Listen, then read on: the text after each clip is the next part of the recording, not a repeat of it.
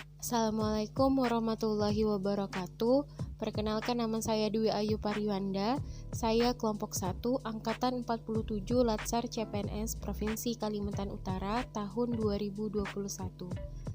Kali ini izinkan saya memaparkan hasil tugas kedua bagian 2 untuk menganalisis isu kontemporer, yaitu korupsi. Apa sih korupsi itu? Korupsi adalah tindakan setiap orang yang melawan secara hukum untuk melakukan perbuatan memperkaya diri sendiri atau orang lain yang dapat merugikan negara maupun perekonomian negara. Ternyata, korupsi itu ada jenis atau macamnya. Yang pertama, korupsi ekstraktif, yaitu suap dari penguasa kepada penguasa untuk kemudahan usaha bisnisnya dan agar memperoleh perlindungan.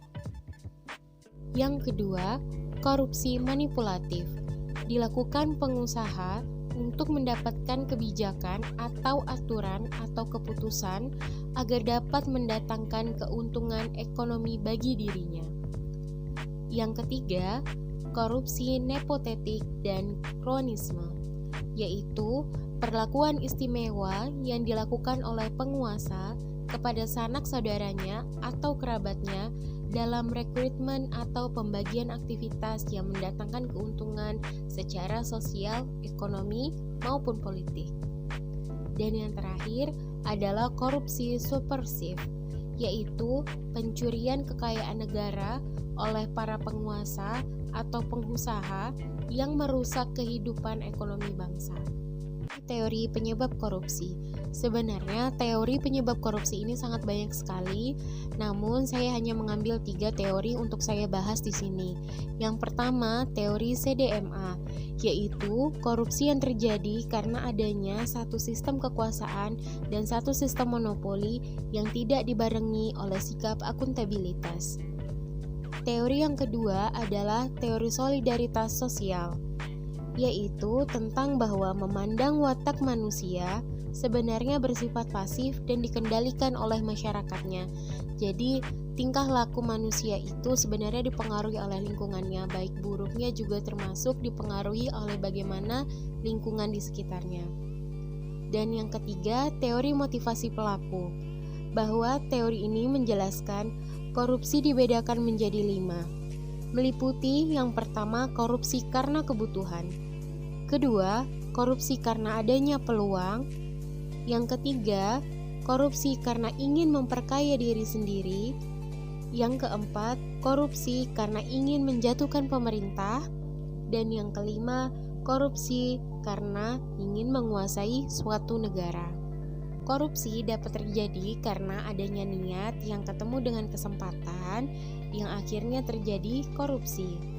Niat berasal dari individu itu sendiri, sedangkan kesempatan biasanya dipengaruhi oleh suatu sistem yang lemah. Sehingga ketika niat bertemu dengan kesempatan, maka terjadilah korupsi. Entah itu terpaksa, memaksa, atau dipaksa, baik itu sedikit maupun banyak. Lalu, aspek mana yang bisa kita lakukan untuk mencegah terjadinya korupsi? Korupsi merupakan suatu tindakan penggelapan yang dapat merugikan keuangan negara. Korupsi bisa disebabkan karena penegakan hukum yang tidak konsisten. Penegakan hukum tidak dilakukan secara adil dan benar, sehingga banyak yang menyebut tumpul ke atas dan runcing ke bawah.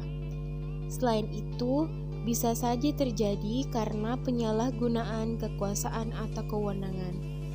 Dan penyebab lainnya, langkanya lingkungan yang anti korupsi. Dan ini adalah kondisi kejadian korupsi di Indonesia beberapa tahun ini. Hasil survei Transparansi Internasional Indonesia menunjukkan indeks persepsi korupsi tahun 2020 Indonesia berada di peringkat 102 dari 181 negara. Transparansi Internasional memberikan skor dimulai dari 0 yang berarti korupsi dan skor 100 yang berarti sangat bersih. Indonesia mendapatkan skor 37 dari skor total 100. Kita mulai masuk untuk analisis isu kontemporernya. Ada 4 langkah analisis isu kontemporer. Yang pertama, isu scan dengan menggunakan metode pentahelix. Yang kedua, menapis isu dengan menggunakan metode USG. Yang ketiga, menganalisis isu sampai ke akar dengan metode fishbone. Dan yang keempat, menyusun alternatif pemecahan masalah dengan menggunakan metode SWOT. Metode yang pertama yaitu metode pentahelix.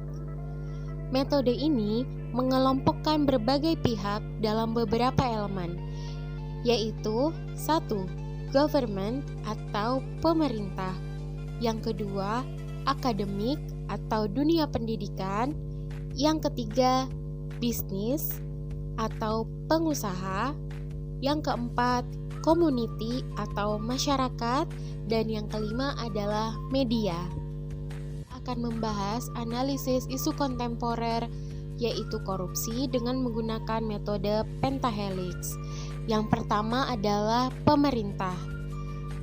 Belum maksimalnya pemerintah dan penegak hukum dalam membuat kebijakan terkait pelaku korupsi sehingga membuat proses hukum kasus korupsi terkesan lama dan berlarut-larut.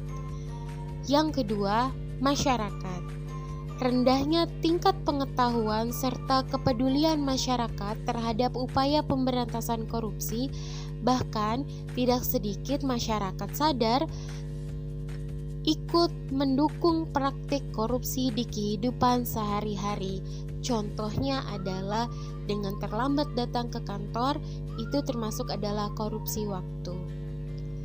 Yang ketiga adalah akademisi, yaitu kurangnya pendidikan terkait dengan pengetahuan dan pengajaran mengenai nilai-nilai luhur dalam berbangsa dan bernegara seperti nilai integritas, kejujuran, etika, dan rasa tanggung jawab.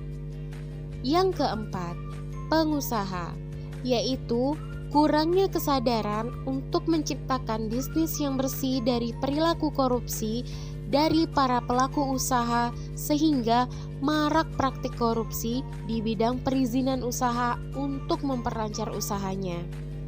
Dan yang terakhir adalah media, yaitu kurang maksimalnya peran media dalam memberikan informasi mengenai kasus dan pelaku korupsi yang sedang terjadi.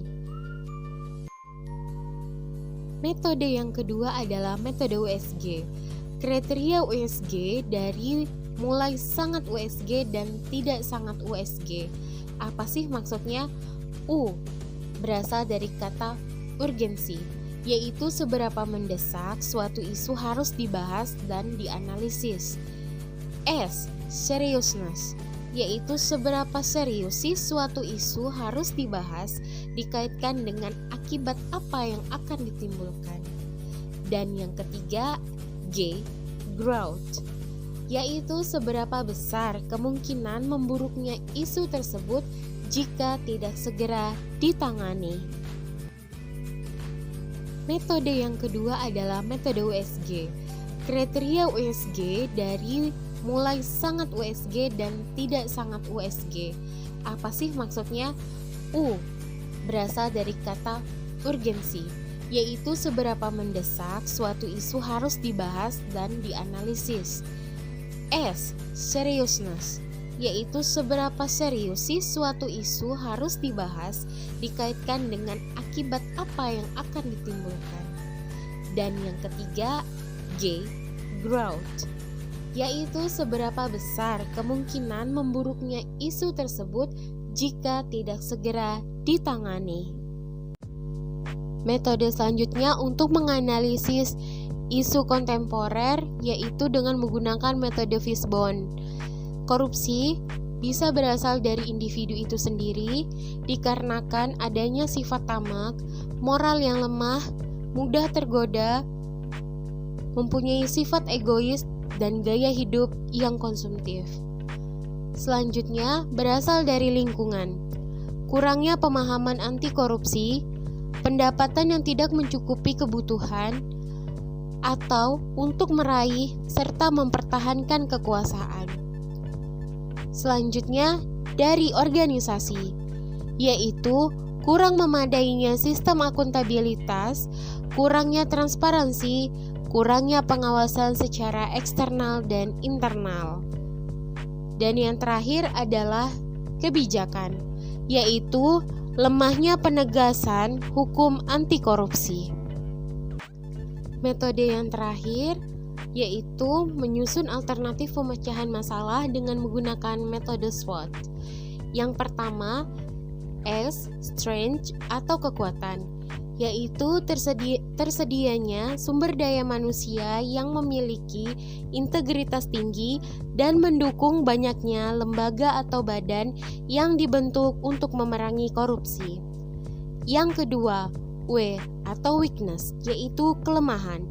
Masyarakat kurang menyadari peran aktifnya yang dapat mencegah dan memberantas korupsi, serta masih banyak pihak yang melindungi para koruptor. Yang ketiga, O atau opportunity, yaitu peluang. Adanya media yang dapat berperan sebagai pengawas terhadap pemerintah, terutama dengan melakukan liputan investigasi mengenai korupsi. Dan yang keempat, huruf T, yaitu threat atau ancaman, yaitu koruptor atau pelaku korupsi memiliki banyak relasi dan jaringan sehingga bisa dilakukan dengan rapi dan tertutup. Berdasarkan yang sudah dibahas di atas, dengan beberapa rekomendasi alternatif penyelesaian isu terkait korupsi yang saya peroleh melalui beberapa metode, saya pun dapat menyimpulkan bahwa korupsi yang terjadi di Indonesia ini telah menjadi budaya pada masyarakat.